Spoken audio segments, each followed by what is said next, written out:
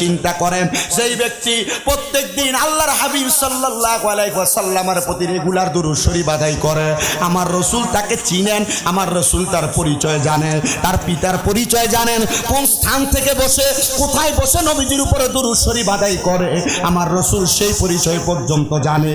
এজন্য আমার কাটাবিল হাবির পুকুর পার কবরবাসীর স্মরণে তৃতীয় বাৎসরিক ওয়াজ ও দোয়ার মাহফিলে যেই বাবাজিরা আছেন, আপনারা মুহাব্বতে জবানটাকে কেউ বন্ধ রাখবেন না, উচ্চ কণ্ঠে জোরে জোরে আমার নবীজির উপরে দুরূদ শরীফ আদায় করেন। বর্তমান সমাজে শিরকের ব্যাপারে কথা বলার জন্য যদি চেষ্টা করা হয়, আগে সর্বপ্রথম মানুষের শিক্ষার দিক বিবেচনা করা লাগবে।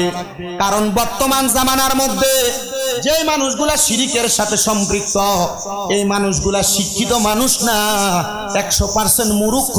কারণ তারা শিরকের ব্যাপারে কোনো ধারণাই রাখে না। বলে হুজুর কেন? আগে শুনেন, শিরক শব্দ